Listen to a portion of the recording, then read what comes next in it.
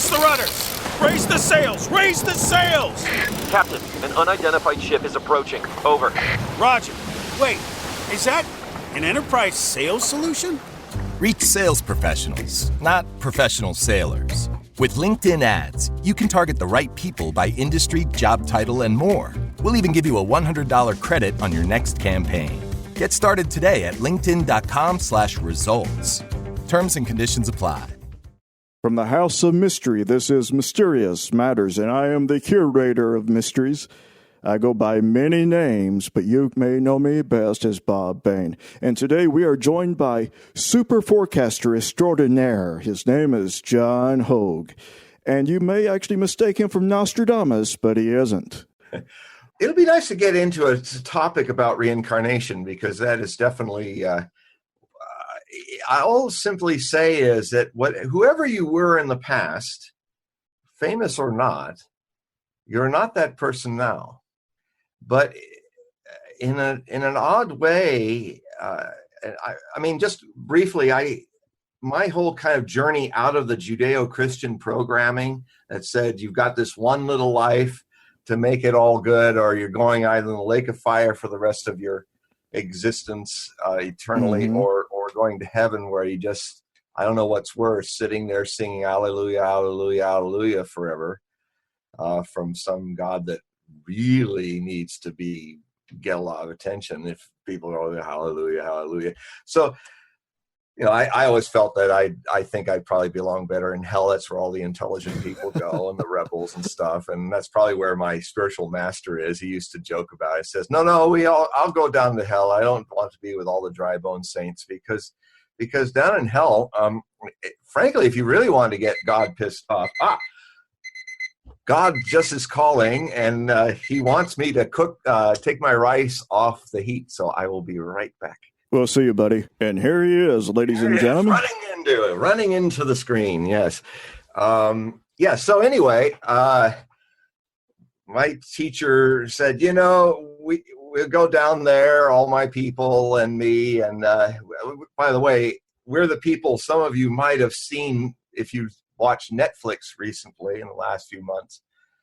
I'm a member of now what's going to be a multiple Grammy, Tony, well, whatever the TV award is. I can't think of it anymore. So many awards, so many egos to fulfill. Anyway, it's called Wild Wild Country, and I'm in it. And I was there. I lived. That is my teacher I'm talking about, Osho, who was known as Bhagwan Sri Rajneesh in the 80s. And I was also a member of the Oregon Commune as a resident for 4 years. So that gives you a picture of all those people that unfortunately in the documentary are just background decoration for a point of view that's pretty much from the outsider's point of view. I've been watching these documentaries about us for 40 years, and from being an insider, what we view is it's like people on the outside outside of the experience don't understand that when you call a group of us like that a cult, the notorious cult from Oregon, it's like some white guy going into Watts and say the notorious black people with the N-word, if you mind. I will not say it. Thank you.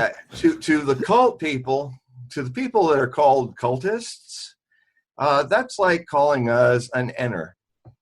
And it also has all the same, sometimes innocent, but sometimes not so innocent ignorance of people who come from a given that they do not question. And then they project it. And then, of course, they find what they're looking for because they're not even aware that they're looking for a certain thing that they've already got a prejudice front-loaded to fulfill. And the mind is one thing I've learned from studying Nostradamus and his obscurity. At the very least, you will find how easy it is to project on his foggy verses your mind and your hopes and your fears and your prejudices. And it's the first trap in the study of Nostradamus. And 99.9% of my readers who come back to me and give me details and ideas to check out, I almost 99.9% of the time I have to say, no, you were looking for that. There, you will find anything in Nostradamus you're looking for if you're not mindful of your own ways of your mind wanting to project on his cloudy verses. That goes for the people who are blind believers where Nostradamus can do no wrong. And it goes for the professional skeptics like Penn and Teller and James Randi and all those people who are front-loaded to not let any of it be real to them. So, of course, they always find what they're looking for. But in both cases, they're both groups of people are walking in darkness. So in a similar way, being on the ranch, that also was a situation that I, from the inside, could see about this documentary that the May brothers did. Now, I have the contact numbers and stuff, and I'm hopeful that they're going to do a sequel. And I'm hopeful that I will be involved in it because almost everybody that was in it was also friends of mine, intimates. I knew Sheila quite well and others. And so, and just, I would like them, what I'd like to do is have them do Wild, Wild Country from the inside, not seen from the outside. The outside was needed, you know, what people outside of us could understand is cults, greed, power tripping women like Sheila and her gang who didn't really want to meditate anymore. And it's sort of like if you're not hanging with Osho, whatever your reasons, and not into being about self-observation as a science of transformation, if you're not into that, why are you there? So, you know, Sheila, who kind of descended into a very important lesson that Osho said about all of that. You know, there's a famous Lord Acton statement. It's called "Power corrupts and absolute power corrupts absolutely." He used to say that's wrong. Power is not a bad thing. He was all for power because power illuminates the corruption of the ego inside of us. That when you don't have power, if I gave any of us power, real power over people, I think all of us in that position would be surprised how quickly for all the right rationales, we might harm people's freedoms, harm people's lives, and find the same rationales as the great criminals of humanity like Hitler and others find, where they rationalize how they've got to do a necessary evil for our own good. Like wipe out a whole race of people because I've got this front-loaded bias that Aryans are superior race. Now, if you're just some idiot on the road ranting that with no power, you're just a pathetic being. But if you're head of Großdeutsches Reich with the most powerful army in the world, the idiot on the street ranting and raving suddenly is the idiot who kills 60 million people.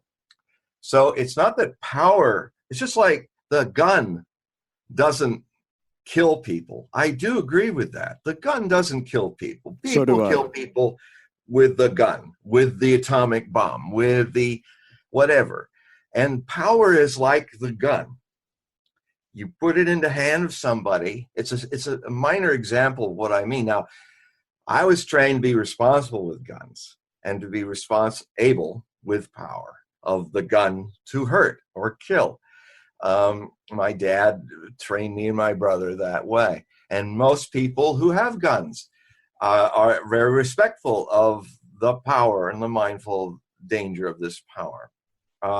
I sometimes think that some of the people who are so against the Second Amendment being interpreted that way, if you handed them a gun, they probably would jump to being more abusive of it than people who have actually been around guns. Exactly. I mean, to be fair, I mean, that has, I propose that. And of course, being who I am, I know that I'm really doing my job well when I'm being fair to both sides and hitting both sides in any issue.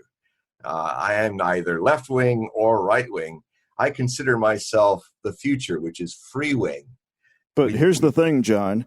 regardless of which side you're speaking about, you're just like I am. You're straight in the middle. But when you speak out, if you're on my show or Coast to Coast and you say something negative about the Republican side or the Democratic side as far as who you're seeing may win an election, the other side's going to come out and say, you know what, you're a Democrat. You know what, he's a Republican. He is biased. I've seen it. Oh, yeah. And what they can't understand is they are projecting their bias. They are biased. Anyone who says that, anyone who writes that, left, right, or whatever, you are biased, but you don't know it. Because a society without a little more self-awareness, and society doesn't want people to be self-aware. I mean, to get into one of the subjects, open into one of the subjects that we wanted to talk about today, about what has been going on with this purge of alternative and mostly right-leaning today, but wait tomorrow, alternative media outlets. And, you know, anyone who reads me know that I'm a huge critic of Alex Jones. I think what little hair he has left is still on fire, and that he takes a lot of good research and finds, in my opinion, a way to find a really harebrained conclusion about what that is. I mean, it's one thing to gather information and be a good researcher. It's a whole other thing to be a critical thinker. But even with that said, I'm about in my next wave of Hogue Prophecy articles. I'm just producing a new one right now for August. And next week, I have an article already outlined where I look at what happened in the last few days. And I come to Alex Jones's defense. I come even to Rachel Madcow's defense if she was censored. I feel that in the future, people will understand that self-censorship is the only way, that only individuals being response-able to what they don't listen to too. Freedom, and that's another thing that Osho really taught us on the ranch. It didn't get in the documentary. In fact, very little of Osho got into the documentary. You know, a lot of people complain about the documentary series, complain that they never explained why all those people in the background were there building a city and why they loved this man so much. You would think they would spend about 5 minutes out of 6 hours getting into having him quoted or having him speak, because he was very clear about it, or talking to us. We would be very clear about it too. In fact, I know many of the people there who talked to the May brothers, they had promised that they would tell more of the day-to-day stories, which they never got around to. They just got lost in Sheila-gate. And unfortunately, that's them kind of following the atmosphere of our times, where we're just looking for unicorn conspiracies, some of them true, some of them not. Yeah, I mean, but John, yes. Do you think that freedom of speech, we should allow it, even if they are catering to, such as in the case of Alex Jones, in my opinion? I know people, my own family members, who listens to Alex Jones, but there are other individuals who take everything he says straight to heart. They're not critical thinkers, and they may go out and kill somebody because of what he's saying, like Robert Mueller. He said, what was it? He pointed a gun, pretended he wanted to kill Robert Mueller. That was one of the breaking points. Well, the thing is, you know, the idea is, I had another day, this kind of friend, a neighbor, who said, well, what about the guy who yells fire in the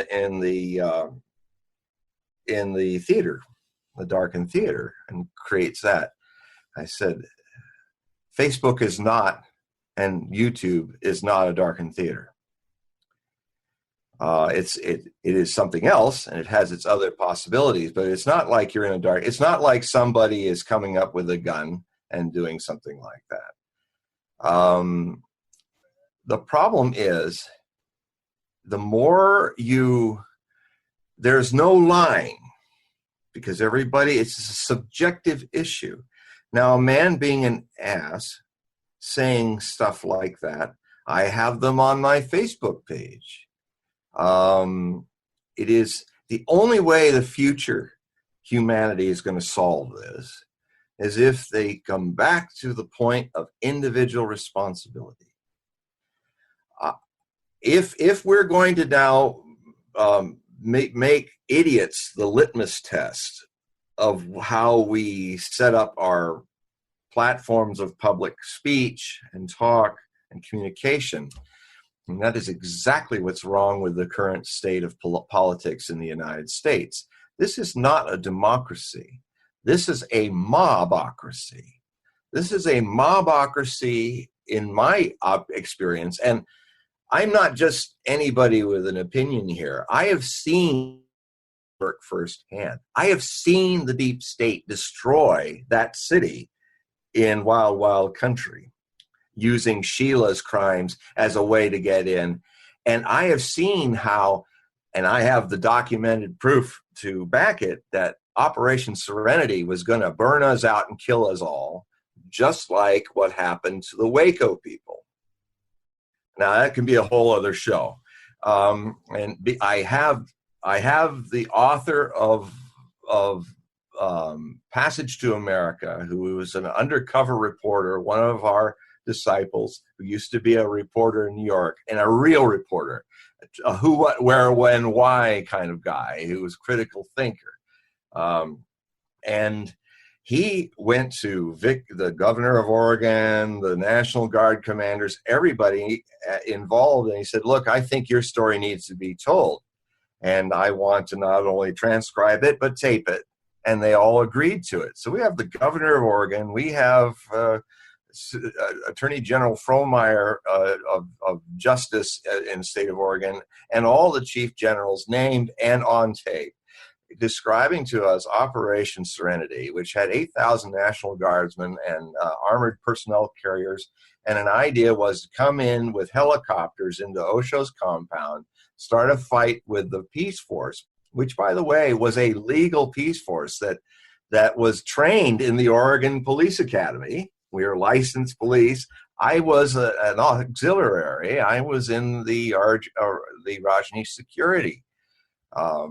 And so we got a tip that this was coming, and that's why Osho got in the jet with a big flourish, so that the spies that were in our group could see him and call, so that because we got the call, they were coming, and they were going to create a situation and hopefully get a whole lot of us killed and the rest arrested, declare martial law, and that's the end of the Rajneeshis. And then, of course, they didn't do that. Osho got away, but they made sure that his radio on FCC was blocked. We have recordings of that too, and where he was blocked, so they couldn't call him back. Now, they said he was running away from a warrant for his arrest for immigration fraud. The fact is that he was arrested by federal marshals trying to get out of the country because of this threat. And he was arrested without a warrant for running away from an indictment. The indictment was sealed. It was secret. Our lawyers constantly said, "When are you doing anything like that? We don't want to cause a problem. We'll bring him in. You can arrest him." All of that, and that's all on tape, all recorded. No, there's no indictment. No, there's nothing. So technically, if he wanted to fly anywhere around the United States, even if he wanted to leave the United States, of course, what it meant is that if he left with his immigration situation still up in the air, that means he'd never be able to come back. But frankly, from all the threats and things that are happening to us, he was leaving. And so he was dragged for 12 days around the penitentiary system. For 3 of those days, they were trying to keep him so moving around the system of the penitentiaries by jet that we lost him for about 3 days. Our lawyers did. And it was that time in Oklahoma where he was put in a county jail, not in a federal jail. So people were looking for him in federal, and he was in county. And that was where they started poisoning him with heavy metals. Wow. And he died 4 years later at the age of 59, looking 79. because that's what thallium does to you. It's the CIA assassination tool of choice. So my point being is, I'm not just a guy with an opinion. I've seen the deep state in action face to face. I have seen how the United States Constitution, which is, even Osho said, it is the only hope of the world, he said. He often said this is one of the reasons why he's here. The U.S. Constitution is the hope of the world. And America abiding by its Constitution rather than upsetting it and being hypocrite is the hope of the world. So, I'm definitely into constitutionalism, left or right. I mean, look what happened to Ron Paul's Institute's main guy. He was the next guy taken off and silenced by this cabal that's going through. Basically, what's happening is internet and the social platforms that people communicate on has been giving people, for better or worse, even the Alex Joneses of the world, being idiots, showing his man boobs sometimes, or wielding a gun and saying Mueller should be shot. I would not censor that. What you do is you go on and you say, that's ridiculous, don't say that. You use your free speech world to just inundate him. You use the news angles that say, look, here's this man. Is this a responsible way to use freedom? You don't silence him. If you silence him, you've empowered him. Mm. Do you think he's actually being silenced? I mean, YouTube is a private platform. Facebook is a private platform. I don't see much difference between what they did than if you were to come to my house and start shooting up my house. Like, what the hell, John? I thought we were friends. What are you doing? Get the fuck out of here. Yeah, but here's the thing. It's good you use the house analogy. The problem which has to be sorted out, and this is what's coming next in the future.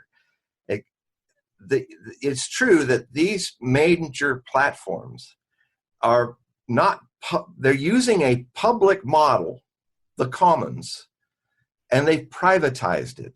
Mm-hmm. And that cannot work. That's what's going to be the next big thing to sort out. If you're the only public assembly that the First Amendment gives you, if the only place for the people to assemble for their First Amendment rights and interact with each other is just a private public commons, then that's unconstitutional. Mm-hmm.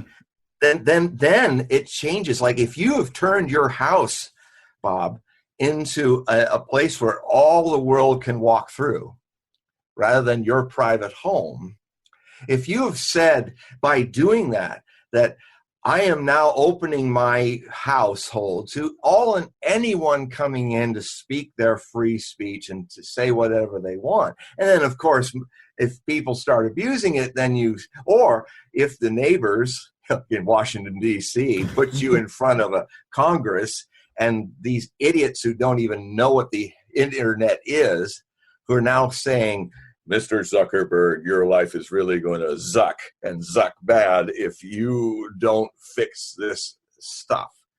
And they don't even. So here's a man who is a bit of an a-hole anyway, but he at least he's one who knows that these people don't know anything about internet, but they are in the corruption of power. Power has illuminated their ignorance as power, and they put the fear of that ignorance, that witch-burning mobness, into Mark Zuckerberg.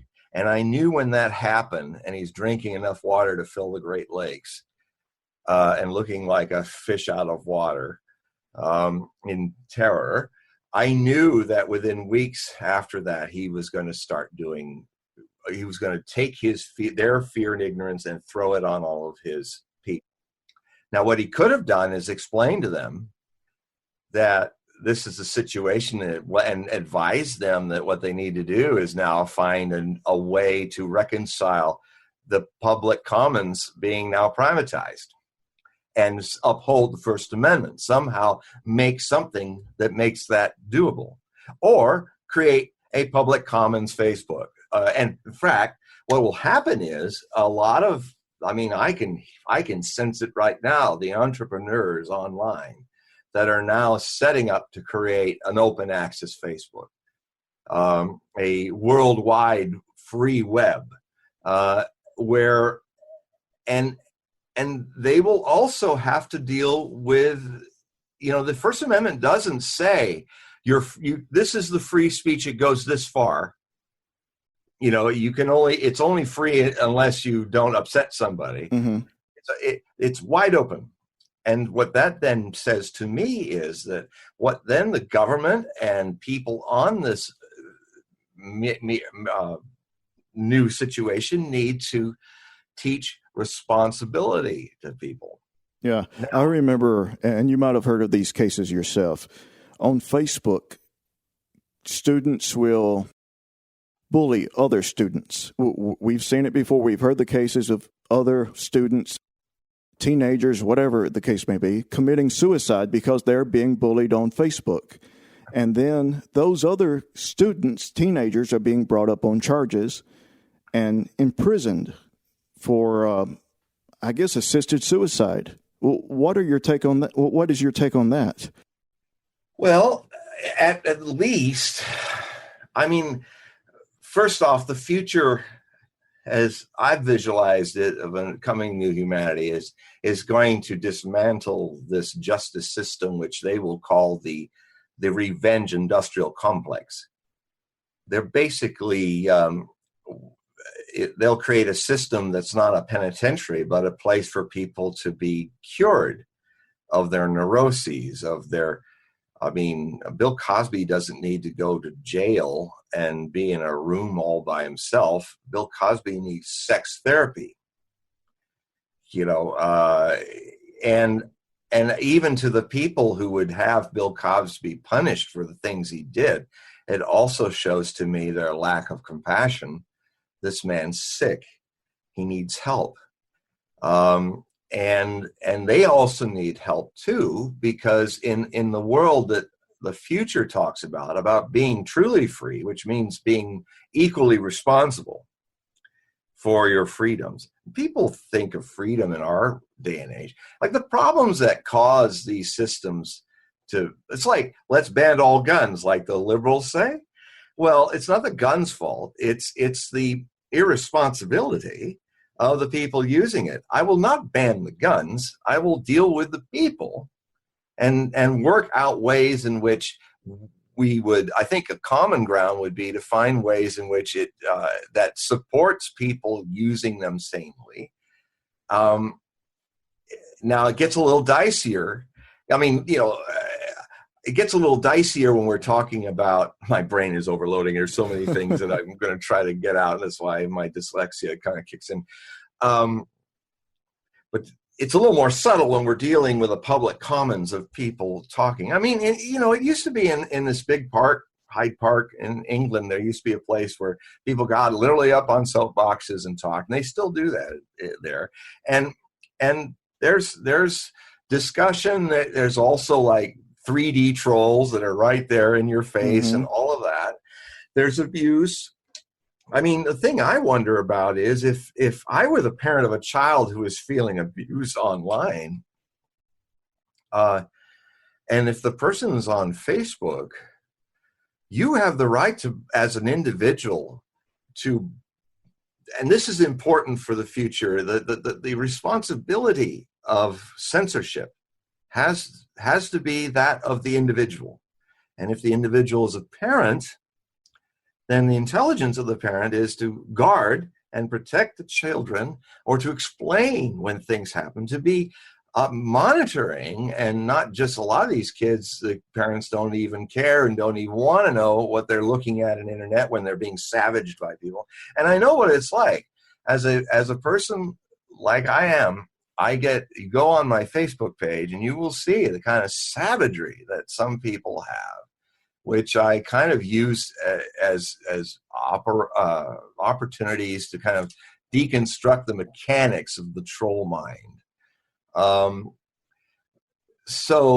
but because I'm a meditator, I'm not, that's the other thing, I'm not impacted in a way that I would go kill myself. And I know something about suicide because I'm actually putting together 2 large essays. One's already out at HogueProphecy.com, where I'm actually looking at a very unorthodox point of view about suicide and what Anthony Bourdain did in committing suicide. Somebody I very much loved and watched for years, decades. You learned so much from him. But I talk in that book, it's about the choice between mundane and spiritual suicide.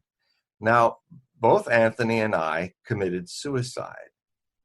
He committed the mundane suicide, where he destroyed his body mind to get over the pain. In a spiritual suicide, and it happened this way. I'm still here talking in this body before you because I committed my misery, my identity to misery and doing misery and pain, committed suicide.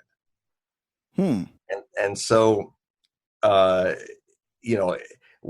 the habits are here, it's like I describe it in the essay. It's like it happened in the summer or the late spring in California in San Pedro on the edge of a cliff in 1981. And I describe in detail, I look into his suicide and some of the possibilities with it, and then I looked into my own, and I explained the whole story.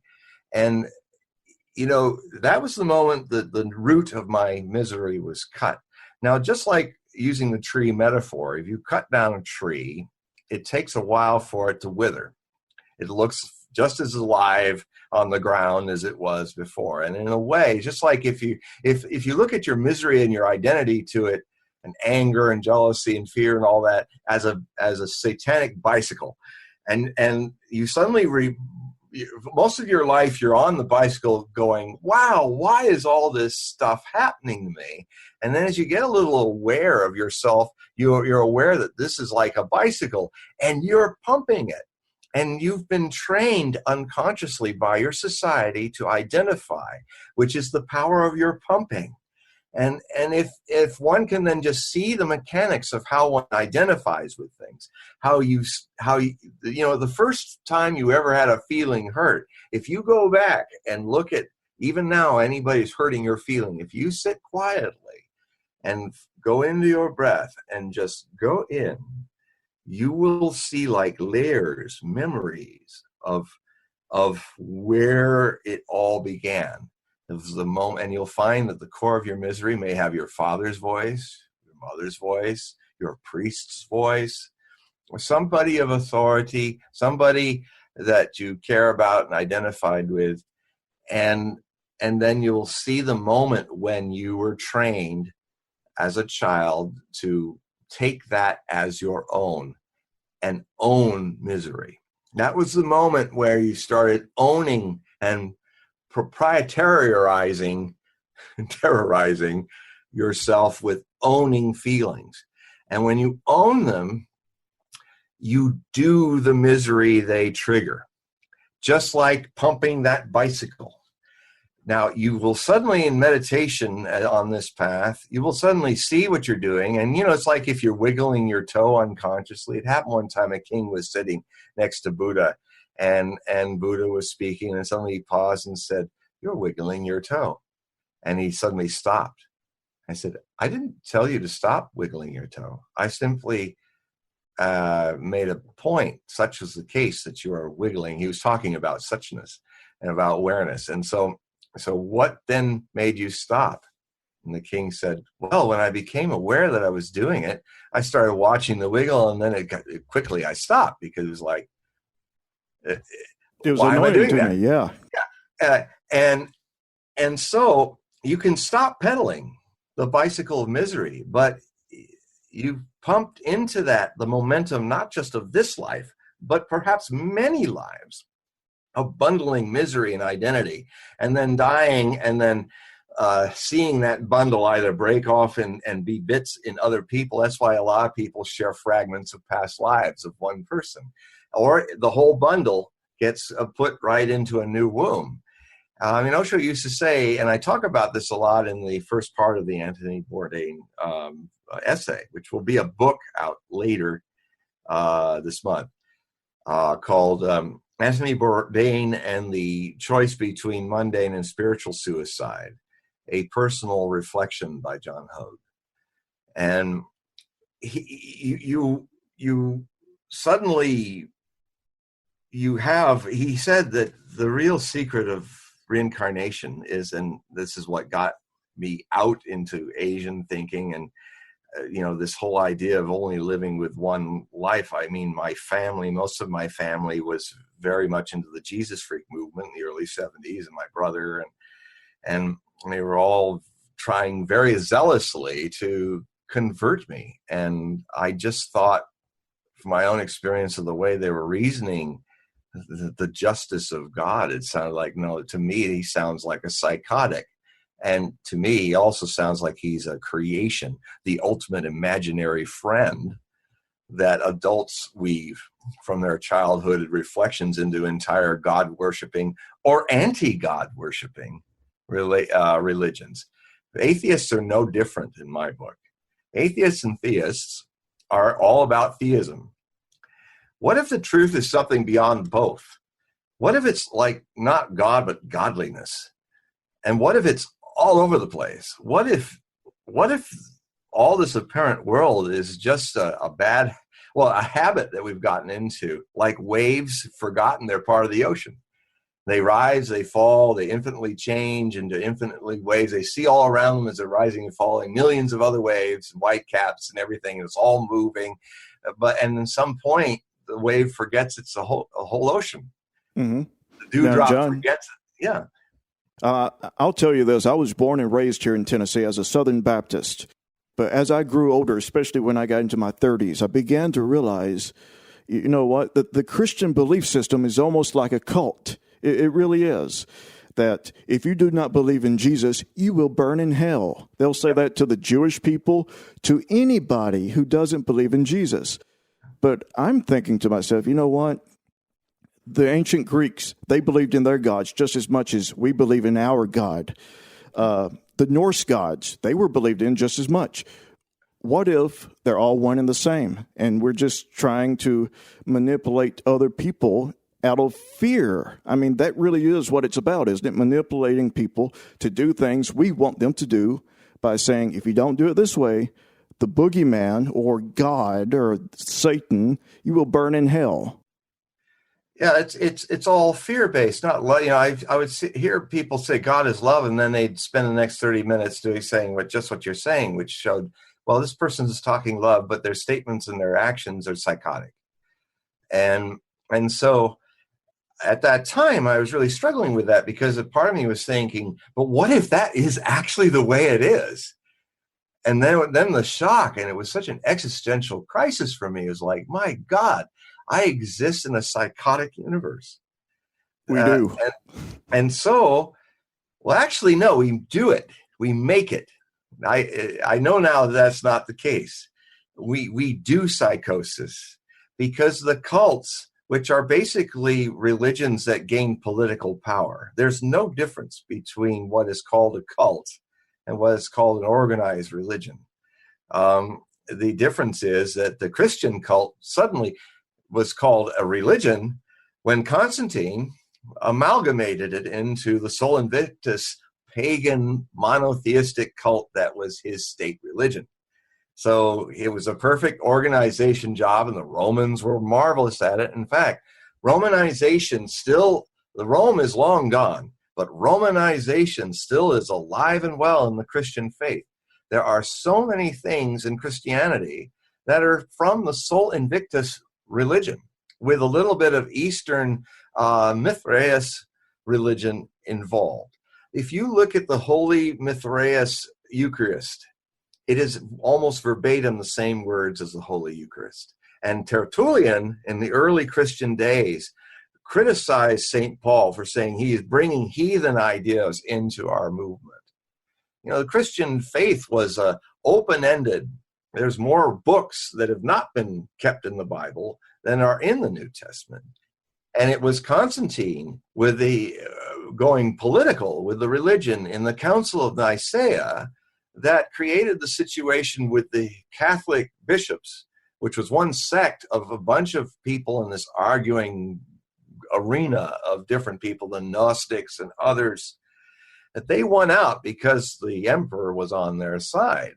And they institutionalized what had been a living, for several centuries, a living religion, a very communal religion. I lived more like an early Christian at Rajneeshpuram, the wild, wild country times, because we were a spiritual commune. In that way, we were sharing with each other, just like it's in Acts in the New Testament. We lived that, ladies and gentlemen. And we were living like the early Christians before the government came in and turned it into Christianity, which, by the way, is just like Jesus Christ is not the name that the man that this whole thing was created for had. That if you yelled Jesus Christ at him, if you saw him in a time machine, go back and see him performing his ministry, he wouldn't know who the hell you were. His name was Yeshua. And no one even praised to his name. They praised to Constantine's name for him, who, by the way, Constantine thought that he actually fulfilled the book of Revelation's prophecies and was the return of the Messiah. And he understands what most people today in any faiths don't understand is Messiah means the temporal, which Constantine was, and the religious, the Pope, the bridge of the religion, the vicar. He was, technically. He was not wrong. Messiah means that. David, King David, which is the line in which Jesus, the Romanized Jesus, Yeshua, was supposed to sprout from, was like any Masika of the ancient Hebrews, was like a Dalai Lama. He was king of the Hebrews. He was also the chief priest. That's what Masika, Messiah, means. My Jewish friends understand this, but most of the Christian friends of mine don't.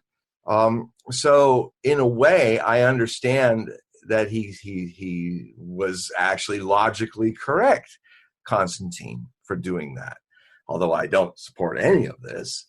I think Christianity would go through a huge revelation and revolution if all the Christians listening to this spend the next 21 days just praying and mentioning Yeshua.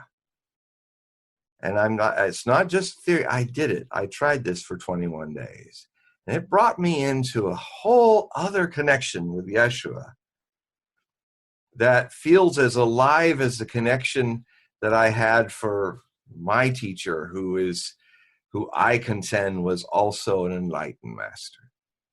And it made me fall in love with Yeshua because it felt like, in my teacher used to make a joke about it. He said, the reason why so many people can say Jesus Christ is a cuss word is because it's false. It's not the man's name. It's not Son of God, if you like, or not. You don't call Jesus Fred, do you? So, Fred it. And it's the reason, because he was asked, why is it that people so-called blaspheme his name? Because it's a blasphemous name. It's not his name. And then for 2,000 years, or almost that much, since Constantine turned it into a bureaucratic big business religion, it has the people who worship, who expect help from and help for salvation, deliverance, are sending their prayers to the wrong address. And I sometimes think that Matthew 27 in the New Testament was alluding to that. I paraphrase that when he said, Lord, Lord, we cast out demons and we did all these great works in your name, and why are you forsaking us? And he says, in so many words, you never knew me, I never knew you. Get ye hence, you doers of iniquities, you evildoers. Now, when Catholic priests, when Catholic priests are exorcising demons out in the name of Jesus, the name of Jesus has no power over demons because that's not his actual name. So what do you propose is actually happening? Are they empowering the demons? Because I actually was an exorcist. Yes. I have on the ranch as part of Rajneesh security. I kind of was. I had to watch about several seasons before it dawned on me of X-Files. And I said, I've done X-Files. I was the X-File guy in Rajneesh security because, when you gather so many thousands of people in the middle of nowhere in the Oregon desert, we were 5,000 to 25,000 people in the summertime, people all over the world. There was such a powerful energy. And it kind of shows I'm so glad that the Wild Wild Country used my friend Mutribo's footage. He also was very happy that they used. He wondered how they found it because it really shows us as we are. And despite whatever they're interpreting, they're putting on that, I know from many people that have contacted me, even the people in my little village on my island, everybody was watching. And they all know that I live there. And they were all like really blown. I wanted to know more about those alive people, all in red, shades of red. They looked like such energy. And the city you guys built out of nothing looked so amazing. And I know I laid a lot about all the pipe. I was in the pipe crew. I was a ditch man for a lot of that. A rancher, a dairy farmer, all of that. And so that living thing, I lost my thread. Where are we going with this? With the when Catholic priests are trying to exorcise demons in the name of Jesus, but that's not his name. Yeah, I got it. There, I'm back. Mercury's in retrograde in Leo, so it makes it a little difficult sometimes. We had a lot of UFO things go on there. I'm going to write a book called The Ghosts of Rajneeshpuram. It was the ghost hauntings that I had to deal with. There were the encounter groups that I was involved with in Pune, India. Some of that was shown in Wild Wild Country, all the naked people running around. Of course, it was always like selections. They don't show the whole how we got there. And I've seen things that was like exorcism. I've been through them myself. I mean, for group like we had in India with padded rooms and everybody took off their clothes because clothing is often a more actually a sign of your identity than it is a need for clothing. And it's also a way to hide sexual repression and the problem is we were very tantric in our path. That is that we don't look at it as sex, we look at it as life force. And I talk about this in the Anthony Bourdain thing because Anthony also was in open relationships and it looked like maybe something had gotten a little stressful towards the end with his open relationship. So I thought, well, I'm not going to judge Anthony. I'm going to just share my experience of being in open relationships, which I did a lot of at the ranch and in India. But the thing that happened is when you can go all out and you feel protection and everybody that was the rule is you couldn't touch anybody. You couldn't hurt anybody. If you got angry and wanted to murder somebody, you were handed a pillow and you beat the pillow around the person as you're sitting, and just let it all out because, and so, I mean, there were times where I'm like face to face with this naked Dutch girl and we're running with sweat and we're yelling at each other demonically. And then suddenly we looked at each other. You could feel like it was coming out and you got rid of it. We store in our body all of our rages, all of our fears, all of that. And what I learned doing some of the these exercises, simple bioenergetic exercises will actually trigger you to release these things. And you then watch it and go, my God, I'm a storehouse of all my miseries, all my angers, all my fears. And so in a way, it's a kind of a form. So I started this job as an exorcist, as a self-exorcising person. And that's what these therapies did for everybody there. I mean, in one day, I felt like I unloaded 1,000 lives of stuff. And it is, I would say that the whole world going through what I went through would end war. Just 3 weeks of that with loving care and support, where you could let it all go and let the primal person out, and then see all the stuff kinesthetically that we do with ourselves. I mean, I came out of it cleaned out. And so the thing, so when I look at exorcisms, so next stage, I did, so I was on the X-File guy. I'd come into the office at Rogers Security and they'd say, oh, we've got one of those jobs for you. And I said, you're going to put it down on paper, aren't you? You know, he can't do that. Because, you know, they were a police force, like, or any other town in Oregon. And so it's like anyone who's working police work, especially if you've had some paranormal stuff or you've used in police work psychics to help you solve a problem in a murder mystery or a crime that you're having a hard time doing it in the normal way. And, you know, if you're in, and I've been in security police work, people do sometimes use it, but they don't talk about it. And they sometimes solve cases that way, and we'll never talk about how they found the evidence. So anyway, I was one of those guys. And so if there was a haunting in Antelope and the girls and the guys didn't want to clean in the middle of the night of the school because there was this old granny walking around up there.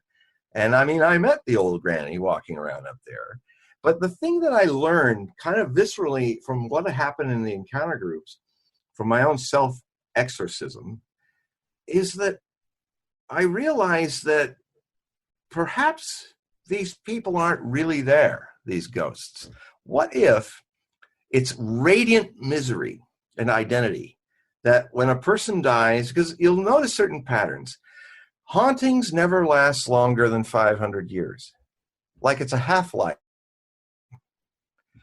And so what if our thoughts are, when we die, we throw all this stuff out, and what if in the process, before some of it ends up in another womb, it actually irradiates the house and the place?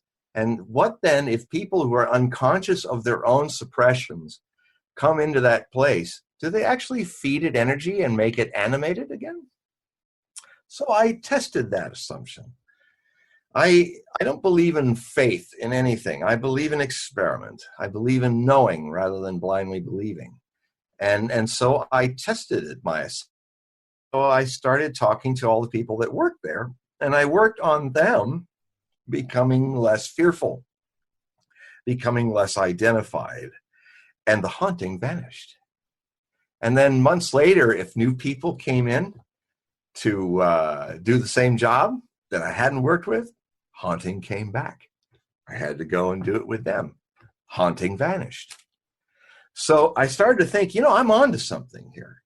Maybe, not always, but maybe, because I've worked a lot with this, what is called the dead in my life. That'll all come out in other books. There's many layers to what I do. I'm just known for my Nostradamus work, but there's lots of layers I've yet to share. Already a lot of your listeners are hearing, like, God, Hogue's an exorcist, a really weird one. But a self-exorcism, who's ever heard of that before? So anyway, what I see in that haunting, the haunting is a discarnate demonic possession. It's not, what I call demonic is the mind, the programmed, identified habit that seems to have a mental body that at the point of death does look for another womb. And it may take millions of lives for us to understand, but at any moment, any of us can understand what they call it in the East, the wheel of samsara, where people are born, they live and die, and they struggle, and they live and die, and they've been doing it. They're in a rut, like a hamster in a wheel. Oh, new desire. Oh, there's another ring. Oh, it's a new desire. Oh, it looks like the last desire I had. Oh, no, I think it's new. And they don't even know it's a wheel going around, round, round. And the same with going around the lives. and people then end up coming back and doing the same old thing again. Now, I am going to write about my 2 books about reincarnation, and I'm going to, one is in fiction format, which I talk about something that happens 1 million years from now. And then there's going to be a play that will basically be a 2-man play, or a woman as a psychiatrist and a man laying in a psychoanalyst couch, and where they talk through this man's obsession with being Nostradamus or somebody It's famous. not yourself, is it? Well, it's coming out of me, isn't it? I have been famous people. And the only good of that is that I can then corroborate data because they have a record. Unfortunately, most people we've been have not left a record behind. So there's a way to objectively test. And the subject that I will talk about in this book is a minor French general in Napoleon's army, who was a cavalry general, that I had very similarly to what they do in Tibet, which has a whole science of finding the Dalai Lama's spirit when he comes back again, or even lamas of monasteries or others. They have a system, have been very scientific about it, how they can get the child, and they will put out things that were not objects of the previous life and things that were, and ask the child, which ones were those that you had before that you feel attracted to. And then if the kid picks all of it, and like little hard things to do, nothing obvious, if he picks them all, then it's a good sign that he was that person. But there's a whole lot of other stuff there that he could have picked too. Here's something I've always wondered, and I believe I read this on Scientific American or something, but scientists are now thinking that memories can be passed down through our DNA. Have you heard about that? And if so, what do you think? I lived it. A lot of the things that it felt like, we did things in those supergroups in India where, you encounter how deep it goes. You can remember yourself as animals, as you can remember, as a kid, I always felt, as much as I loved dinosaurs, I always felt there was something wrong with the way they all looked like plucked chickens. They all looked like they weren't wearing all their fur, or they looked naked. And it's funny how decades later, we're now discovering that the dinosaurs that we originally saw in museums and in artist renderings were buck naked. They actually had feathers. They actually had coats and things, and they were not. They were like land birds, and they were plucked chickens. So I attributed that to going deep, like a deep love I had as a kid of dinosaurs. Profound love. I think Godzilla was my first guru. And so it's the reptilian brain. You always start with the reptilian brain before you get to the mammal brain. And anyway, so yes, my experience is yes. And in fact, I know a friend who was Osho's dentist, who Osho talked with, who Osho had this very interesting theory about how the teeth are a key in our body to opening up deep sources. And hopefully more it's a hypothesis that he is trying to study ever since. And I hope to help that work deepen to see if there are triggers in the body, a tooth, or whatever, a finger, whatever, that you can actually do something and then you see it. I know it's possible because I've been a pioneer and also a pioneer guinea pig in these possibilities. Now, John, I know it's just one quick thing, because I know a few people are thinking, oh, what about the exorcisms of the Catholic Church? Okay. To close that circle. I don't think, well, if the suggestion of the priest has found harmony with the suppressed identity that the priests have programmed into people, that it's a demon in their body, then yes, that might trigger a catharsis. But the problem is it's still identified as a demon. it will. I pretty sure that anyone who's been in that kind of situation, they've just repressed it. It'll come back because you have to understand what it is. And in my experience, there's no demons. There's no God personification at all. Therefore, there's no devil. There's no heaven. There's no hell, except here and now. And this here and now is eternal. This here and now it lives in the eternity of the present. And because our societies make us live in our memories, the past, because of memory and identity, that's how it keeps people past oriented. And in the future is our imagination, which we tend to project the past in and repeat it. In my work in prophecy, my whole work is anti-prophetic. My work is to actually make you see how you take your past and repeat it in the future. And that's the big open secret of why I can be so accurate. I understand the formula. I can just understand that it rhymes. It's not really repeating itself, but if you get a knack to understand how it rhymes, for instance, fascism is coming back, but it's not going to be Adolf Hitler trying to do his Charlie Chaplin impersonation. It's going to be this stuff that's happening right now, stuff that's taking down Alex Jones, stuff that's privatizing. It's come in the guise of corporations, a kind of global oligarchic corporate or aristocracy that struggles amongst itself just like it did 250 years ago, the last time that Pluto was transiting Capricorn, its home sign, its home ruler.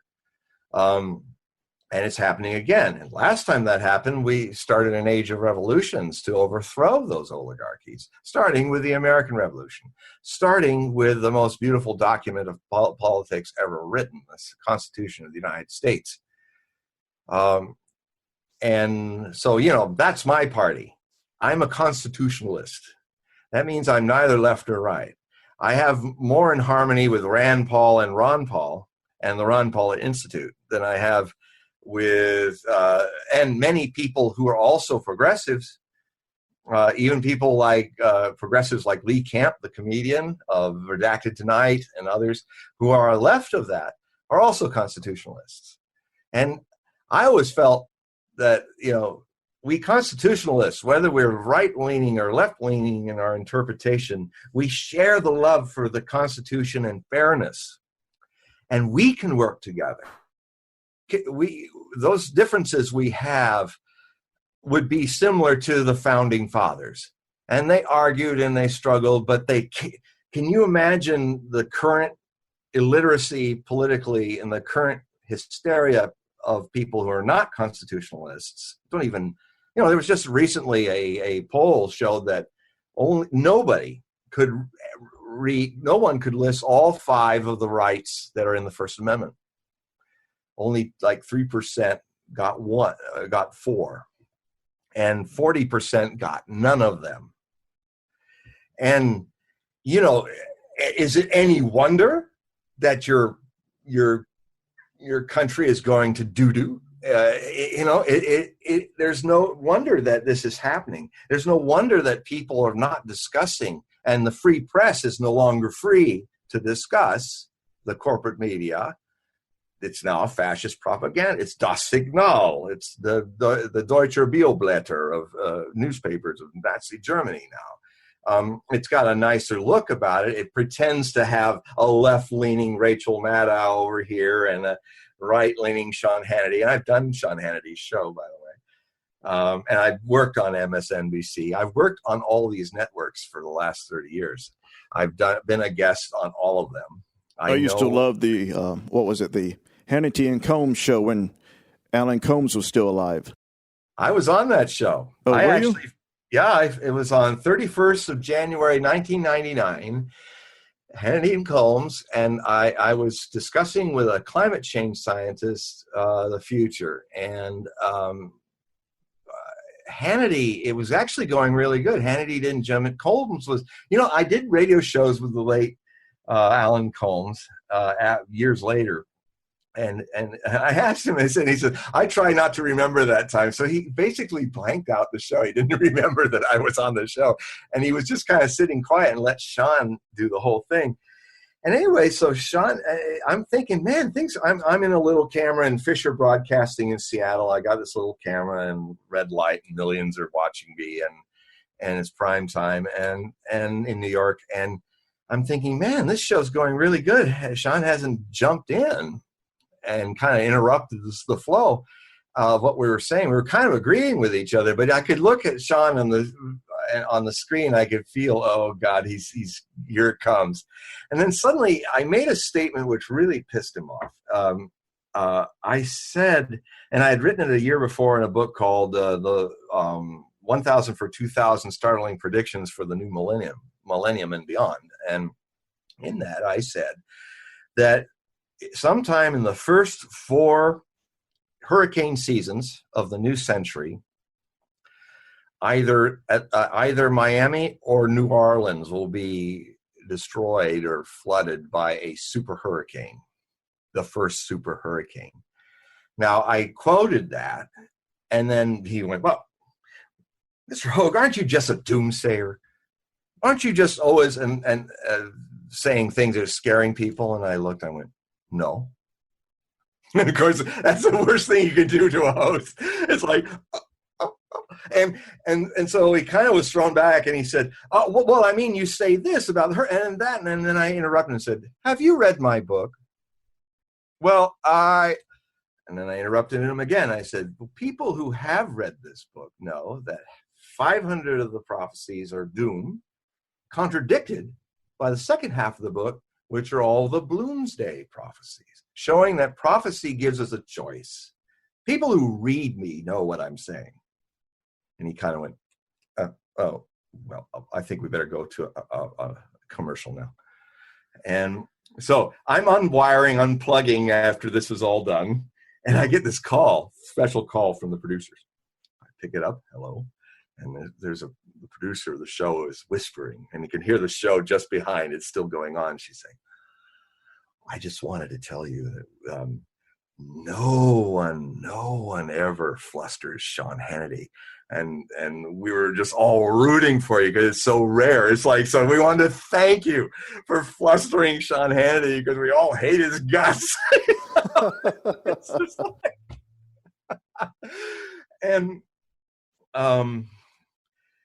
and so, that's just one of many stories. I have my stories about CNN and Rosemary Church and CNN International and versus CNN, Will Blitzer-wise. And I used to talk to their producers, and how it's long enough beyond I can talk about it. I looked at the producers. We were setting up the show, and I said, for another satellite link to 1 billion people, actually. That's my biggest audience. On Nostradamus' 500-year anniversary of his birthday back in 2003 in December.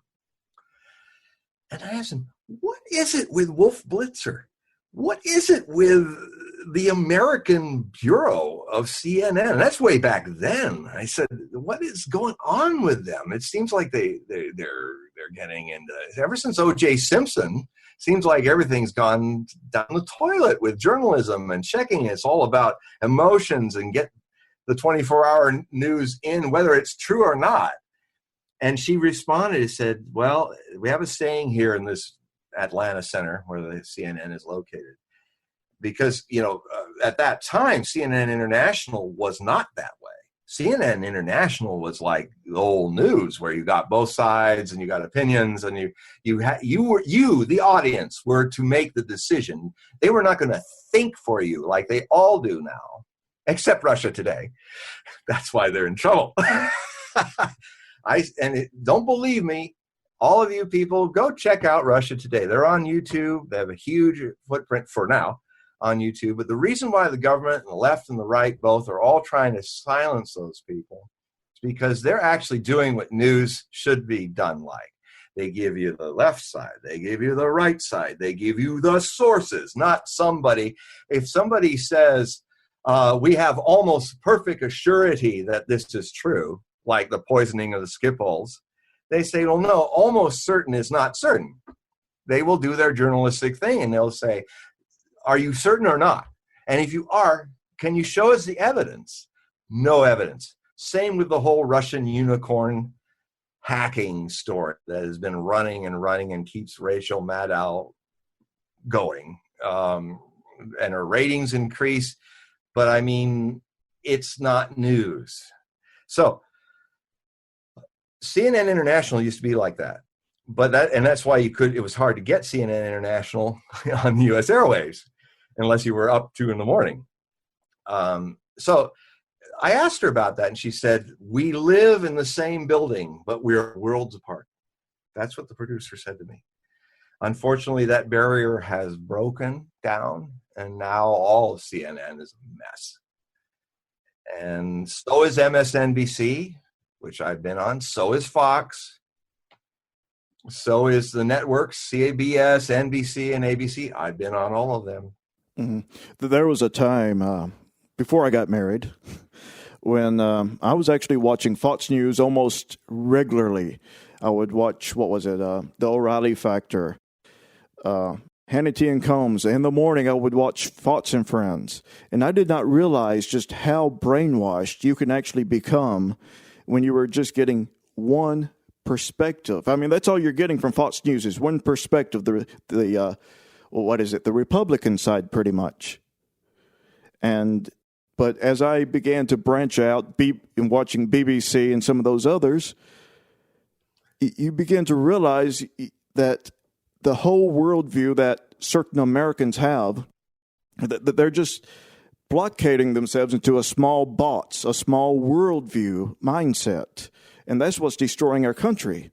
Yes. Don't you think? Yes, it is. The only profession that's mentioned in the U.S. Constitution is free press. It is the cornerstone for informing a democratic republic's citizenry what's going on. Their job is not to be part of the club of the power. Their job is to question power. Their job is to be that instrument of truth by being fair, both sides, but back it with evidence. Do not be in a position where your advertisers can dictate editorial policy. I mean, Edward R. Murrow saw this coming and made some very prescient comments about it. I think it broke his heart and he died young, smoked himself to death because of what he saw coming. He said, when the main station, see, what happened was news was the luxury. It distinguished you as a great network if you had a news agency that the entertainment part of your network paid for. But somebody made this statement. I saw it on Russia Today. It was quite remarkable. It was some American person. It might have even been Jesse Ventura, or on Jesse Ventura's show, which is The World According to Jesse, former governor of Minnesota. Amazing show. Anyway, he basically said, the person on that show said that actually the worst thing that ever happened to the U.S. news was Watergate. Was 60 Minutes. What happened with 60 Minutes, not because 60 Minutes was bad. In the beginning, 60 Minutes was great. But what happened is the suits running the network said, we're getting like 70% of the audience of America for a news show. They suddenly got it in their mind that they could make a buck off news shows. So in the late 60s, when 60 Minutes began, not because anybody connived to do it, these suits and business people said, okay, now everybody's got to follow this model. And all the news departments of all the networks have to compete for rating, because if 60 Minutes can do it, then you're all going to have to do it. And that was the beginning. That was the beginning of eyewitness news, which I call eyewitless news. That was the beginning of the downward track of journalism to this Neanderthal stage that it is now, to the peril of the nation. The free press is what keeps you informed, people. If you are not informed, you are controlled. And if And you're in a position now where if you speak the truth, you're an enemy of the state. And the place where fascism is going to nestle the strongest in the next 10 years is in the United States. This is why my phone is tapped, by the way. Oh, is it? Oh, yeah, since 1997. And I'm being surveilled. So take this in while you still see me. I may disappear, not from my own free will. This witch hunting that's going around and all you people on the left who think, Alex Jones, now that was a good move. Get that guy off and get those other hate mongers from the right off. You're next. So if you don't defend the American Nazi Party and the Black Panthers and the Alex Joneses of the world, they're right. Or even what was the guy who did Hustler magazine, his right to free speech. You don't have to watch it. There again, your responsibility is you can filter. You are responsible for what you let into your mind and your body and your life. And you're also, if you're a parent, responsible for your kids. That's what freedom requires, responsibility. Licentiousness is not freedom. It's degeneration. And it degenerates into fascism.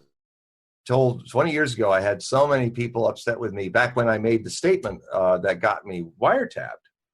I was on a landline to BBC Radio, and I was asked a question about the future in 1998. And I said, if the current gridlock between the left and the right, the Republican Democratic Party becomes completely locked in, by 2020, we'll be in another bloody revolution. We'll have a fascist state and we'll have to fight it. Unfortunately, at this moment, I'm 100% on the money. I don't want to be. There's so many things I've predicted that when people think, oh, aren't you proud of yourself? You saw that coming. He says, no, I'm sad. I think the greatest forecaster is the one that scares everybody enough and none of the things he warns happens because you guys do the right thing and don't go there. Yeah. I think Nostradamus is the worst prophet in history because everybody loves him in hindsight. Only a handful of us, and I cite them in my books, document people for the last 4.5 centuries who actually anticipated problems by reading Nostradamus before the event happened. The vast majority of people love him because he's no longer a threat. It's in the past. Oh, isn't that entertaining? Most of people come to my scene are just there to be entertained by Nostradamus, and why not? But there are layers to this work. And he's almost become something of a gesture, wouldn't you say, Nostradamus, in today's viewpoint of what he represents? He's become pop culture a cliche. He's become a pop culture cliche. And there are some prophecies that kind of show he saw that happening. He certainly saw the danger of his work being used by evil forces to propagate something. He foresaw the way he was used as a propaganda tool by the Nazis. There's some amazing prophecies about that. So, in a way, he had a reason to be obscure. It makes it harder for good people to understand and change the future that he saw, and he was into changing it. It's documented in his work. The future is not written in stone. That, again, is some guy in a dress with a pointy hat talking about his imaginary friend that he calls God, who this guy in the pointy hat never actually encountered this God, never actually knew Yeshua. Who's that? Yeshua, Jesus Christ. And yet he's going to tell you the future is written divinely in stone, like he knows. What I believe, here's what I believe, John. I could be completely mistaken because nobody really knows. But I believe that as we're living our lives, there are other dimensional layers surrounding us that we don't see, and there could be copies of us doing something entirely different. Each decision we decide not to make, someone else, a replicate of us, could be making that decision. What is your viewpoint on that? Oh, there's so many layers of amazing stuff that I will never get to, but because there's just so much time in this body mind. Even if I live I'm 63 now, even if I live another 20 years of health enough before I go gaga and going, I remember, I'm drooling. Alternate futures, alternate realities, a multiverse. More and more people are going to find out that we live in a multiverse. And again, this is not going to, now with my understanding, the other thing too is there's so much unknown. Don't waste a moment believing anything. Explore. Become a spiritual scientist.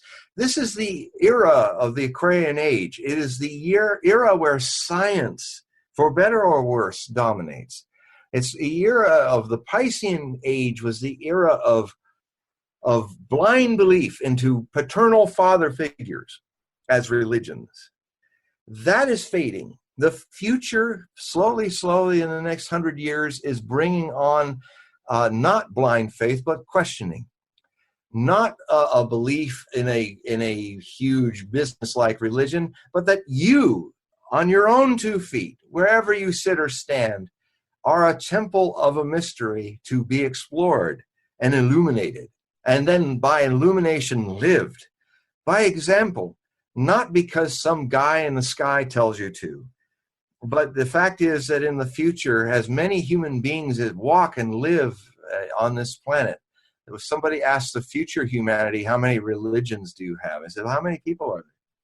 Oh, 6 billion. We have 6 billion religions. We don't call them religions anymore. We call them 6 billion people living in their own unique religiousness. They're equally unique in their religiousness. There's no comparison, because comparison is hell. We are all uniquely expressing, but in some mysterious way, we're not two. That's what I'll simply say, because oneness identifies something. But it's almost like, I mean, and the other thing too is that Osho used to talk about that you don't reincarnate. No one's ever reincarnated. All of this living that we remember from life after life on the wheel, or hamstering our way through so many desires that we fulfilled 10 times over. That's the one thing you learn if you do discover your past lives. You're going to see that where you were a real bastard, and you're going to see where you're a real saint, and you're also going to see that you got every desire that you wish you had in this life, you've done 10 times over. Why are you still here? Is there something more than the hamster wheel? Where, oh, there's that golden rung again. Oh, that was nice. Now there's all these black, ugly rungs. Oh, there's that other golden rung. I'm a happy hamster. Oh, no, I'm not so happy. It's like, when will we stop being happy, unhappy hamsters, mostly unhappy? And in meditation, the future, rather than blindly believing and trusting in invisible imaginary friends that are going to save you or come after thousands of years, and you're waiting for thousands of years more, the thing that's going to happen is a shift to the personal individual seeker, that the future of religion is scientific. It's about testing, experiencing. It's about standing upon the evidence of your own experience. And what it will do is blow away eventually in the next 20 centuries. All those religions will vanish. And in their place will be religiousness. In their place will be an understanding that no one ever reincarnated. The one life is true, as is the reincarnation life. The one life isn't real. It's an identity cluster. All the times that you've done this one life again and again and again, identity clusters. And the thing that is aware of that never incarnates.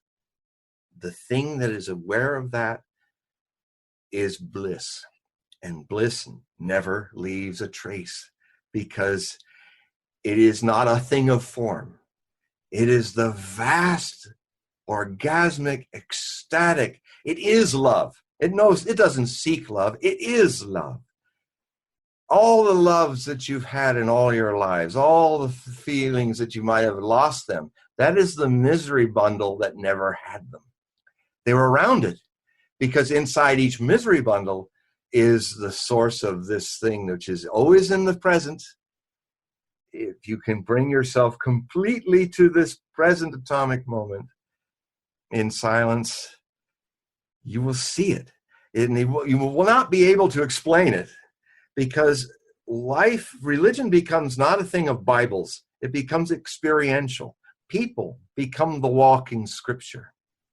They become the light that the Bibles and the Korans and the other religious scriptures can only walk us through in the darkness of print on their pages. We are this light. We are this eternity. We've never suffered. We are love. We are bliss. And I am coming now more and more to seeing this bicycle's wheels slowing and slowing down. And one day it will just drop and I will be walking free of it. This tree that I cut in 1981, this tree of doing and misery in my spiritual suicide, it's taken these decades to see it slowly wither to where it's getting to a point where I cannot see anything left of that tree of identity that I could call me. Mm-hmm. You know, John, this has definitely been a great conversation between us. I probably enjoyed this more than some of our past ones. Yes. I don't know if it's because I can see you or I can look into your beautiful blue eyes. I don't know what it is, but I do know that you want me to show this if I can. It's on my Kindle. People can. Can you see that? That's pretty. Isn't that a pretty cover? It is. So, what can you tell us about what really happened? Hillary Rodham as Clinton. Everybody notices, sorry, I didn't mean to step on your line there, but that's the Hillary H turned downward that she used in her party thing. And it just kind of dropped in there from nowhere. Because this is the thing about silence, this bliss. If you live more and more in this, your creativity will become spontaneous. In fact, human beings will actually they will see their future become the doorway to their enlightened imagination, and they will do beautiful futures, not repeating the ugliness of the past in different forms. Now, to the Hillary book, I tried to look at this whole hysteria. That's this McCarthyism that's kind of become McClintonism. And I tried to say, who's the source? Who's the catalyst? Where is the source of this very dangerous development with all of my blue state friends and people in the Democratic Party and all? And I live in a very blue state of Washington, and my village here in Langley is very blue. And so to even say anything fair and balanced about Donald Trump gets a witch-burning feeling in people I'm talking to here. And all these wonderful, peaceful, liberal people suddenly are the most violent coming out of them. I mean, in my years of looking, and I talked about this in the book, Beyond Alt-Right, Alt-Left, a Community of Americans, where, I have a documentation of the last 30,000 correspondences that I've written and had people write me from the last 10 years. And I can tell you over the different seasons when I predicted the Republican winning over the Democrat or vice versa, there's a general thing that happens in the readers is there's two kinds of mindsets. The red state conservative people who assail me are usually will just say, you are un-American, or you're a bastard. It's click, clear, boom, over. Okay, man, I get where you're coming. The only time it makes me appreciate anal retention, because the people who hit me that way on the right are anal retentive. But on the left, like when I wrote and coined the phrase Obama nation, I'm the first one to use that in Hogue Prophecy, and how I feared that that he was, or the cult of the Obama Gog where I saw him in his "Yes, We Can" speech live, and I was like, "Oh my God, this is like this is the demagogic power of oratory that Adolf Hitler talked about in Mein Kampf, that he used to master the German." He said, "You can win by your power of oratory. You can win an entire nation." And I'm seeing Barack Obama, who is not comparable, but he is doing the same kind of bad habit. Hitler would say, Deutschland erwache, Germany awaken. And what would happen is, of course, everybody in an emotional state would project upon that their emotional dream of what they thought he meant as awakening as their own. But if you look at the phrase, awaken from what? It's like, it sounds very powerful, but it doesn't mean anything. So, change we can believe in. I mean, people started going gaga, like they went gaga, or make America great again. Build that wall. I mean, I want to be fair. I seen all the people in the red states going, Trump, we believe in him. He's our Messiah. And then there's Obama, and they're all like, oh God, Obama, and at last. And it's sort of like I started then saying, the cult of the Obamagog, how we're repeating a dangerous situation where people are surrendering their intelligence in a mass hysteria moment, and that always leads to problems when leaders are powerful enough in that ability to hypnotize an entire audience to think that their idea is his. Change is not defined by Obama. That we can believe in. Belief is a qualified ignorance. It's where you believe that Jesus is going to save you from your sins. You never met him. You don't even know his name, but he's not even called that, but this guy is going to save you from your sins. And the whole point is that you stop looking. You are now in the cult. You're in the group. And if you start questioning, you're thrown out of the group. Classic cult behavior, whether it's an organized religion or a religion that doesn't have power yet. And so you are basically shutting down your inquiry, your direct experience. You are actually doing what Jesus Christ didn't do. When Jesus Christ was Yeshua and he went into his 40 days in the wilderness, this man did not believe the Sanhedrin.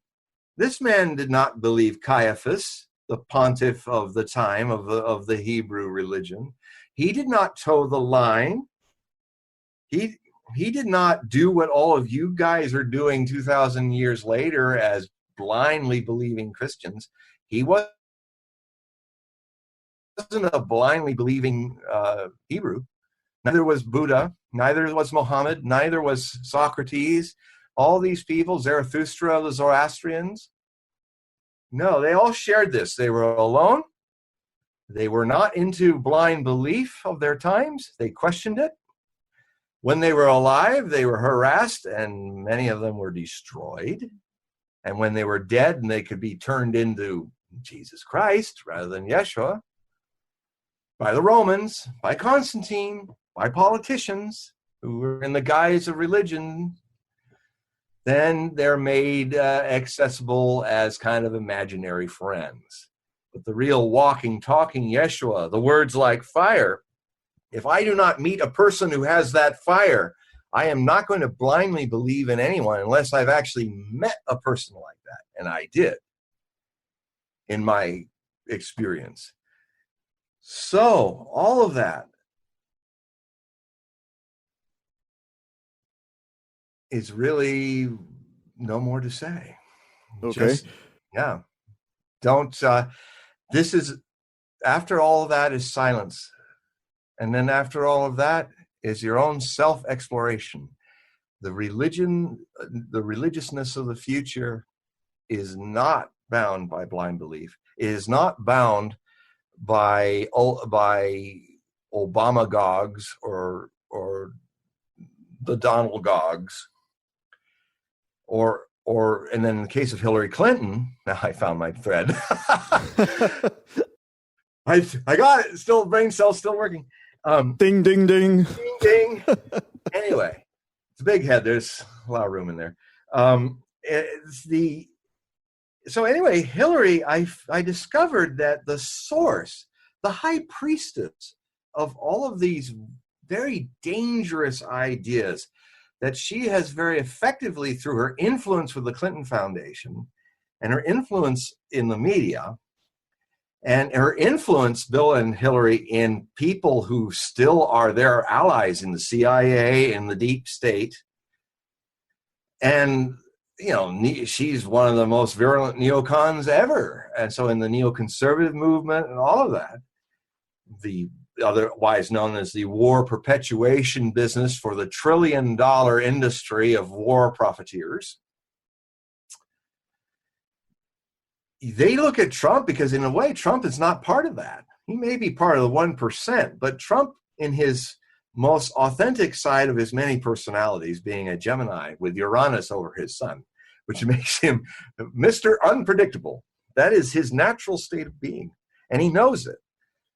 But when every once in a while, and he's even admitted, he said a lot of times my liberal friends here in this town would say, "Oh, he's just like a 14-year-old." He said, "No, he's an 8-year-old." And they think, "Oh, he's on my side. Identity politics. He's in my mind tribe." And then I bust that by saying, no, and you know who said that? Donald Trump. He did? Yeah. I saw him on interviews where he looked very authentic. He relaxed and he said, "You know, I don't think I've ever changed since I'm still that 8-year-old. Deep down, that's who I am. I'm 8-year-old." And that's why he can sometimes be like the kid in the Emperor's New Clothes. There's sometimes where he'd just come through all that, all those different personalities of the Gemini, and say something that's absolutely true and probably not even know it, because he's like out of the mouth of babes comes these profound. When he pointed for the first time in a press conference, said to the CNN guy, "You're fake news," I just went, "Ah!" because it was like, yes, it's true. And I should know, I worked with them. They're all fake news. But of course, now they've taken that and turned it against us, against the citizens. But what he said was true. And what he said consistently, and what he still wants to do, is to actually bring better relations with Russia, is a good thing.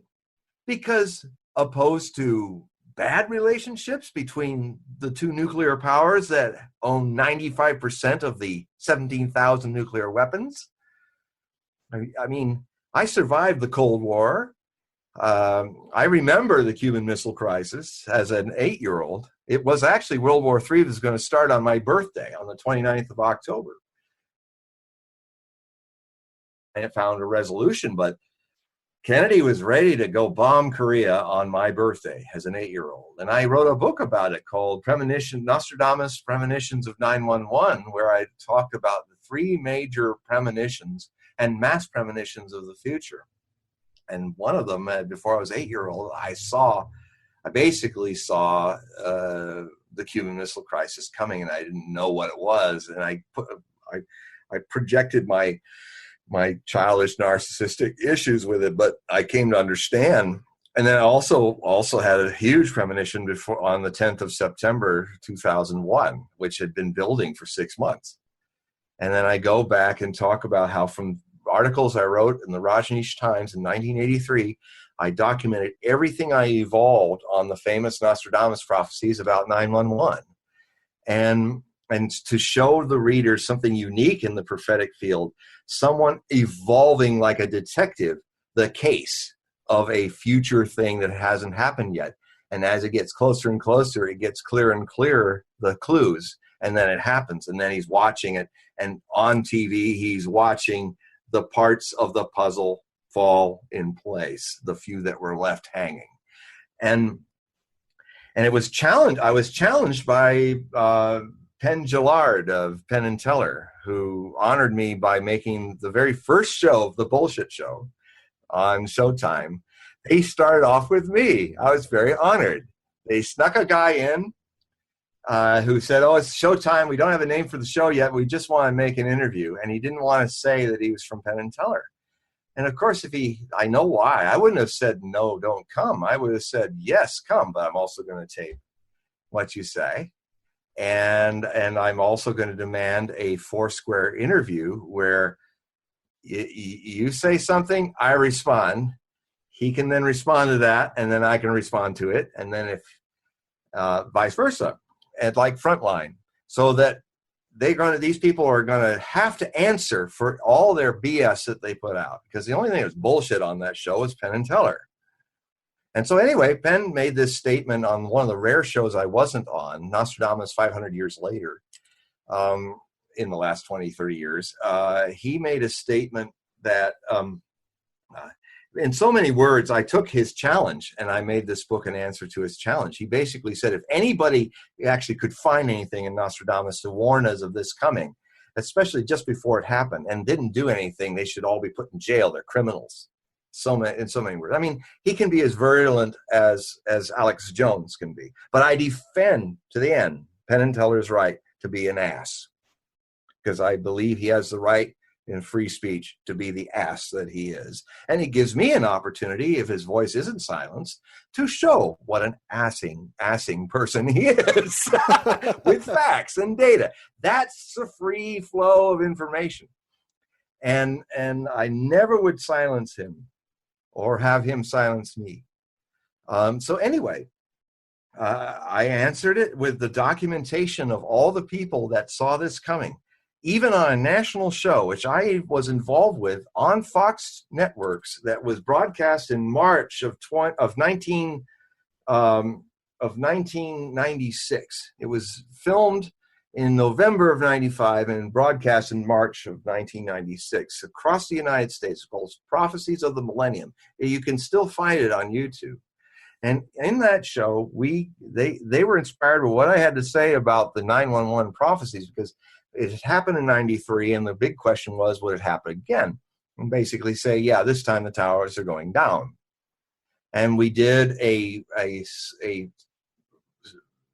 kind of a special effects thing where we showed a small flash of a nuclear device blowing up just in the air, just next to the two towers, and the towers being destroyed.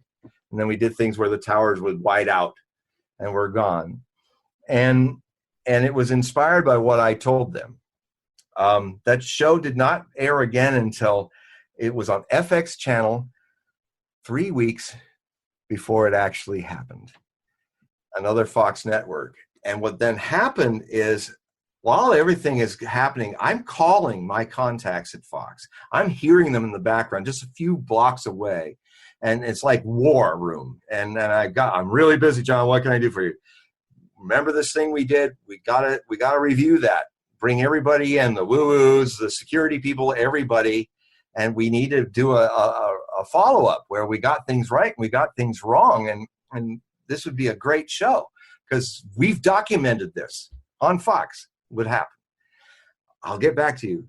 I didn't hear for 3 years anyone. I had finally, Roos, the guy who was the producer, subcontracted that show, got in touch with me to do a show. And I asked him, I said, what happened? Why are they not getting back to me? And he went, oh, John, you don't know. Oh, I'm glad I can tell you. No, I know. You're blacklisted. And he told me how it was shown the few weeks before, and he said their response to your accurate prediction was to black you out. And so you're blacklisted because you scared them to death. And I'm saying, nothing's changed since Nostradamus' time. When Nostradamus very publicly in print predicted a danger of the king dying in a jousting accident, it got him actually invited from Provence to explain himself to the king and queen. It was so well known. 4 years later, it happened to a T, as he predicted. What did the people do? They gathered before the church justices 10 days later, when the king died from the wounds that Nostradamus predicted he would have. They went in front of the justices of the Church of the Roman Inquisition and started burning Nostradamus' body in effigy and demanding that they burn this witch. No accurate prophecy goes unpunished. Now, John, I know we've been doing this almost.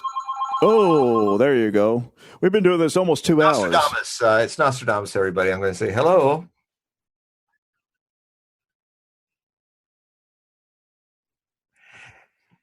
Okay.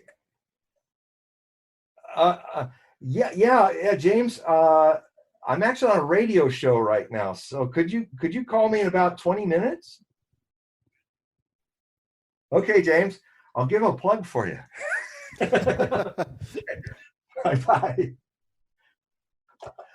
And that, ladies and gentlemen, was James from where? James Tiburon of the Arklantis. I'm going to be in Arkansas at the end of, I think, the 21st through the 23rd. I'm going to be a guest speaker at the Atlantis convention that happens in Little Rock. That's not too far from me, actually. Yeah, and so I am going to also be doing something that I haven't done since 1992. I'm starting to give people individual readings. Wow, you can do that. I used to do it as a career, but then at a certain point in 92, I started reading the world instead.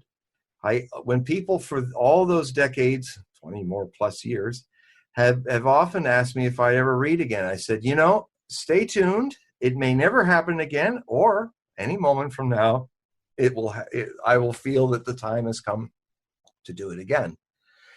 And it just sort of, there are certain signs I wait for, signs that I don't even know what they are until they are there. And then something resonates that says, that's really how I do this work. If I never make another prediction again, that's fine. Yeah. Now, John, your website is hogueprophecy.com. It's Hogue Prophecy. Yeah. HOGUEPROPHECY.com. Yeah. And people can buy your books from there, or they can find it there? You can find it there. Or if you go and type in John Hogue in books in Amazon, you'll get a whole list of my books. I mean, if you click on any of those sell pages, there's a little link that says John Hogue author. You get on that page and you can freely be a member, and then you'll get announcements when books are out. You'll see also to the side there, you'll see the openings of new articles that come out on Hogue Prophecy, and you'll be notified of anything that's going on. And it's a good thing too. I'm promoting this more and more because I don't know how long I'm going to be left alone on Facebook. I'm already getting, 2 weeks after Zuckerberg's problem with the Congress, I've been doing it since 2013 with no problems. I boost a post announcing that for the thousands of people on Facebook that I have new articles up at Hogue Prophecy, and it links them to them. Suddenly, about 2 weeks after that event in Washington, I suddenly get this pop-up as I'm doing the boosting of the post.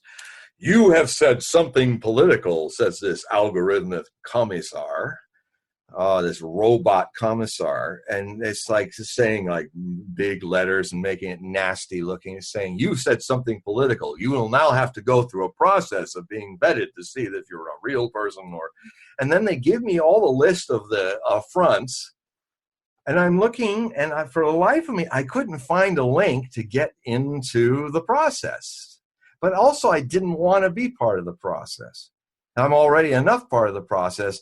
Now these people are going to start saying, who are these people to tell me what is hate speech or what is not?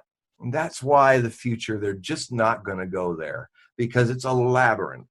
You have to comes back to the original idea, you have to bring personal responsibility. So it's going to be more and more people interested in my work, to their personal responsibility, to have ways to get in contact with me, like my SSL. Click on that on my website. I'm telling my people, my thousands of people on both my Facebook pages, to start doing that, because I don't know how long it's going to be before that's the only way you're going to find me. Now, before we go, John, I do want to ask your thoughts on the recent passing of Art Bell. I know the two of you had your falling out, but you always thought the world of him. Yeah, I mean, for a long time you thought the world of him, didn't you? Well, I worked with him for 19 years, and yeah, I mean that we did a show in October of 2013 when he had come back after one of the back and forths that he did coming back, and he was doing Dark Matter, and I felt I had to talk about it on my website. The articles are still up. If you just go on my archive and click Art Bell, those articles where he actually responded to me there too, and we had this back and forth, and you know, this is what I came to understand. Art's brilliant. Art and I, he's the longest guy I've ever done any shows with. He always had a kind of a testy side sometimes in my experience, but this kind of went to another level. And I didn't actually hit him on the show because I didn't know what was wrong with him. It was very strange. And I was concerned of other matters which were really not maybe his fault that might be happening to him. That's as far as I'll go with that. But I did, after a while, I felt the injustice of what had happened, and I had to say something about it. Also, what I had to say was his basic retort was that I should have kept all of this problem private. But my response with that is that, no, my friend, you started this whole witch hunt against your former show and its new host, George Noory. You actually opened yourself to this because you were on the front cover of Time magazine, or it was either Time or Newsweek, and you had a whole feature article. And in that article, and I quote, you make these statements denouncing him and Coast to Coast that you created. You've just said that to one of the biggest weekly news papers, magazines in the country. So, all right, you've opened the gate for this. And it felt at last, with all the people that have gone both shows, in your new show and on his, it was time for one of the guests to step up and say something, because what I gather from what your response to me was that you don't consider me an equal partner in the show. And without your guest, what are you? I mean, and I always thought all these years that, and maybe you've just changed your mind now, but all these years, it's collaboration. The guests, I mean, even though I talk a lot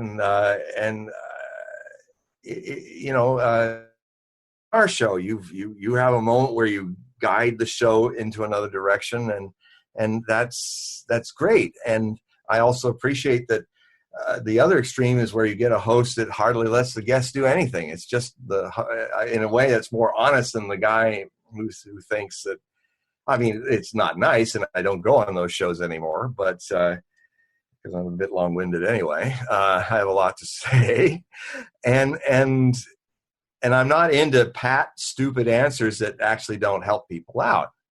So, I mean, he was doing things on that show where he said, look, I can give you tell something about the future. And I said, I can tell you the whole distant future. I can tell you the 5 evolutions that are going to happen in democracy in the next 1,000 years.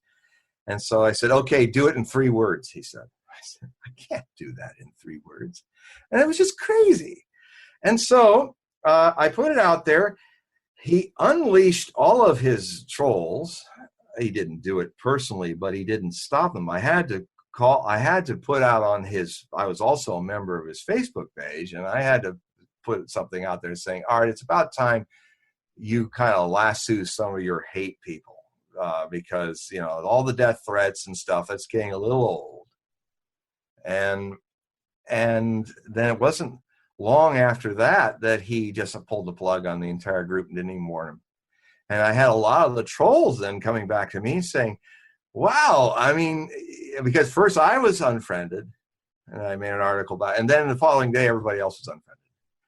and all his thousands of people. And then I got actually a little more sympathy from some of the more virulent people. He said, my God, he's just done it to me. He says, maybe Hogue was having something to say that was correct there. So anyway, the thing is, we had a falling out. Such is life. I appreciate all the years that we were on, and he was a significant figure. I have a view of people of genius and people who have touched us. For instance, I am not somebody, as I know many, many people, who cannot get past Richard Wagner's anti-Semitism and deny themselves the beauty and glory of his operas, like Tristan and Isolde. The closest you can get in music to pure love. That he had a problem with anti-Semitism, yeah, welcome. He's a human being just like you. And I'm sure any of you people who are righteous about that, who want to shut a person completely out of your lives because of finding fault, you will also shut yourselves out of their lives, and you will be the poorer for it. It's like today around in my town, if I talk about the fact that I absolutely love Bill Cosby's comedy, I still do. He opened my mind and my heart to funny. And that's very important in this business. And he was one of the greatest comedians. And it doesn't matter that he has issues with sex. He needs to have that. He needs therapy, like I said earlier. But I'm thinking of all the people I've talked to, and you know who you are if you're watching this, who have just shut down and can't even, you want to erase this man's memory and all the good that he did. Hell, even Hitler did something good. He built the Autobahns, at least. At least he did something good. Everything else was a disaster, but why are you going to ignore the Autobahns? Human beings are struggling with their consciousness, and they're in a sea of darkness. And some of them, when they get enough power, do what Adolf Hitler did. And frankly, if any of you listening to this, if you're honest, if you got the kind of power he did, you might have been much, much worse. I know I would have been, because I've looked at it. Look at yourselves, be more forgiving, have compassion for people, and then you will not erase them from your lives, because then you're erasing them yourself. You will also gain the gifts they gave you and understand the darkness too. Yes. And with that said, John, I know we've been here for 2 hours. That is a beautiful way to end this show, don't you think? Yeah. It is beautiful. I was wondering how we're going to end this, go on forever, because there's it could. When we get together, we could just speak forever. But I'm going to take this moment right now and apologize to you, because the last time we had issues, I had internet issues, but I also had personal issues. In 2013, the little girl I helped to raise for her first 7 years of her life, she committed suicide 2 weeks after her 20th birthday. And then in 2015, my dad died 2 days after Mother's Day. 2016, her mother killed herself. And then I lost my 2 dogs in 2016 and one in just this year as well. So for me, it's been a roller coaster of emotions where I don't know if people can understand this. I got lost. My core just, it lost its energy. So I had to get away, try and figure out my life, try and figure out who I am, and re-energize myself spiritually, re-energize my core, and just try and figure out, do I still want to do this? Because I don't want to be short with you. I don't want to be short with anybody else. Because your friendship means a lot to me. We've never met, but I consider you a real friend, and I want to apologize to you face to face. Well, thank you, Bob. And we all go through dark nights of the soul. And, a lot of the religions just talk about forgiveness and compassion, but they don't do it, because in a way they're not even structured to do that. They're really structured to divide us rather than bring us together. So, I mean, when that happened, I reached out to you, and then you responded, and That's the way I am. And it's like, I learned from Osho an interesting thing. He didn't believe in forgive and forget. He believed in forgive and remember, but not with ire. He said, if you forget, then you're not going to be there to help the person or yourself when a situation with somebody comes up again.